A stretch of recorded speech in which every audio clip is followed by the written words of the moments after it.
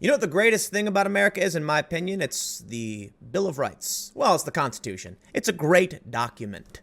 It's not perfect. Things have changed. The Supreme Court has made rulings, but we have the First Amendment, which protects 5 rights: speech, the press, religion, assembly, redress of grievances. It's not just speech. And you know, a lot of people, for whatever reason, on the left, think the First Amendment only talks about free speech. They don't realize it's freedom of the press and the redress of grievances, among other things. Well, I'll tell you why I love this thing so much. Countries want to ban weaponized social media. What would that look like? Let's not bury the lead here. Let's jump straight down to the important bit of information, and then we'll go back up and start reading through the context of what the hell's really happening. Lawmakers in Australia said Saturday a new bill would make it a criminal offense, punishable by 3 years in prison, for social media platforms to not remove abhorrent, violent material expeditiously. The proposal in a Commonwealth country, in 2 of them, Australia and New Zealand, is that they should essentially be treating Facebook and Twitter and other platforms like a TV station. They should be responsible for everything on their platform. And what will that result in? It's going to result in, for one, the death of anonymity. If these platforms want to exist at all, they might just shut down. But they'll have to verify every single individual. How do you do that? You quite literally can't. Okay, in a country of millions of people, what do you do to verify documents? You can't. Quite literally, you can't. So, shut down, I guess.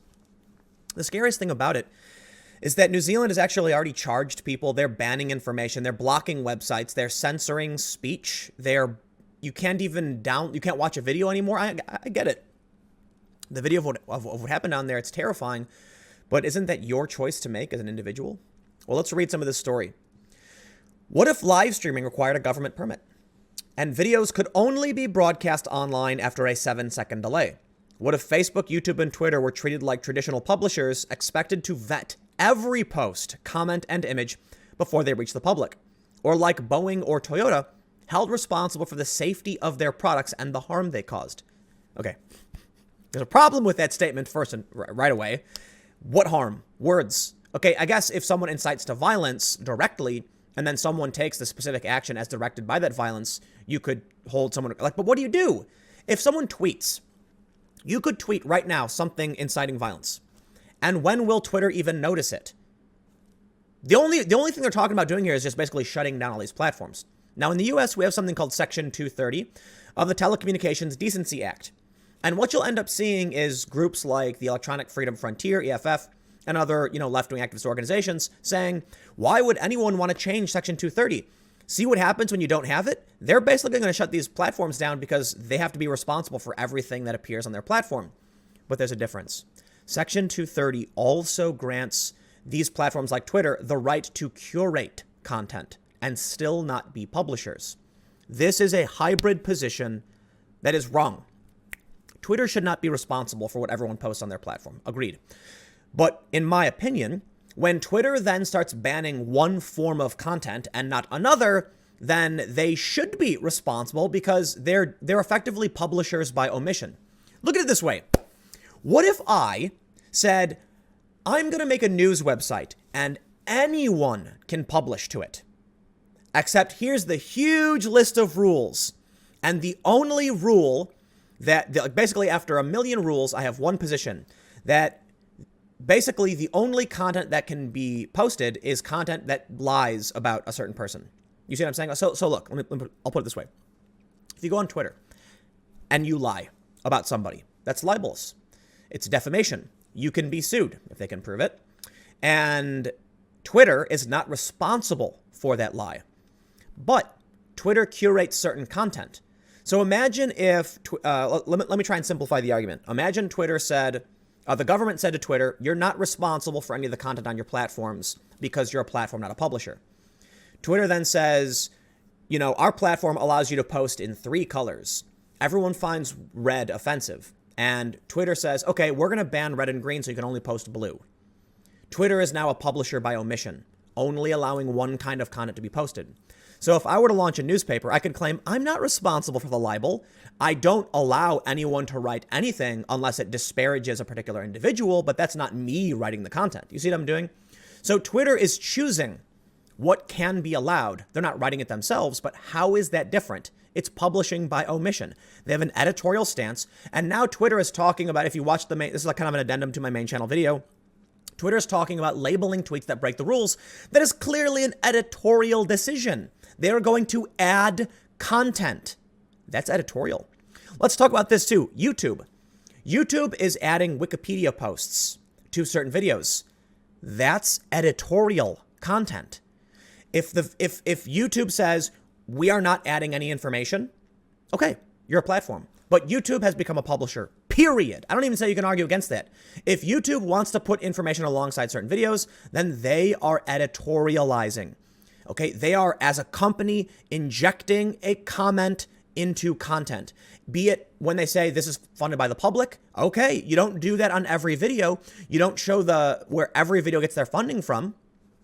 They're editorializing to an extent. They're intervening and injecting information, which is going to bias the audience against or for whatever the information they're posting is. And when it comes to Twitter, if they make this move to add this tag to these tweets, they are choosing to add information. So look at it this way. Let's say Trump has 2 tweets and Twitter determines one of them breaks the rules.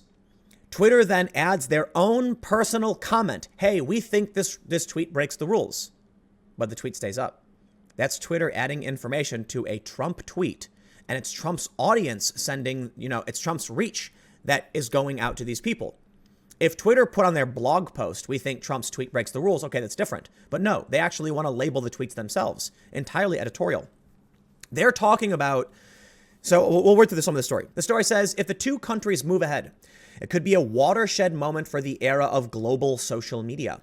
No established democracies have ever come as close to applying such sweeping restrictions on online communication. And the demand for change has both harnessed and amplified rising global frustration with an industry that is still almost entirely shaped by American law and Silicon Valley's libertarian norms. Oh, libertarian norms. Is that what you think? Big social media companies have a responsibility to take every possible action to ensure that technology products are not exploited by murderous terrorists, Scott Morrison, Australia's Prime Minister, said Saturday. It should not just be a matter of just doing the right thing, it should be the law.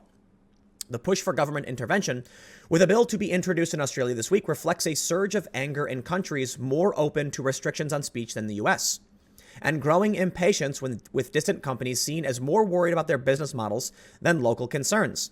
Can I just point something out to you wonderful people down in Australia and New Zealand? You can't censor the internet. You can't.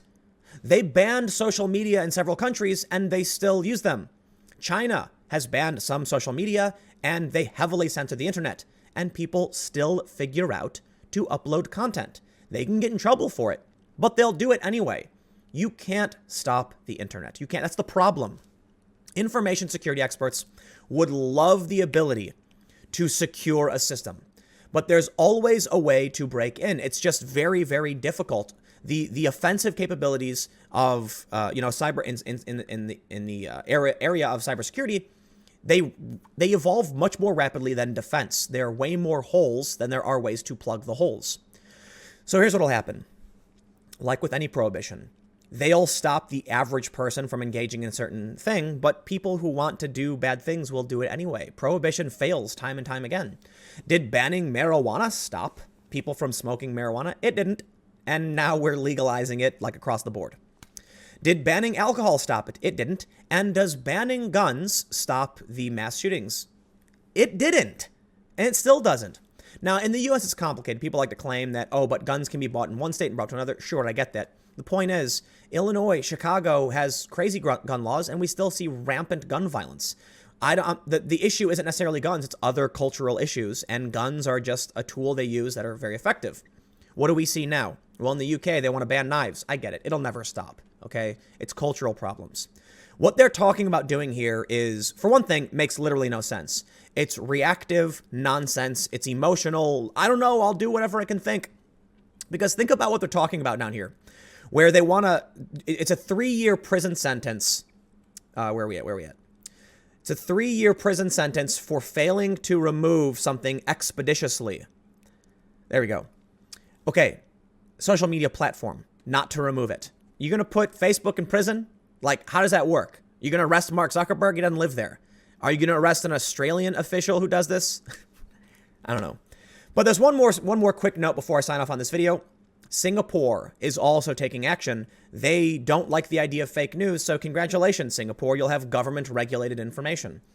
These are all terrible things. It's not going to be fun, but I'll leave it there. I got more videos coming up in a few minutes, so stick around, and I will see you then.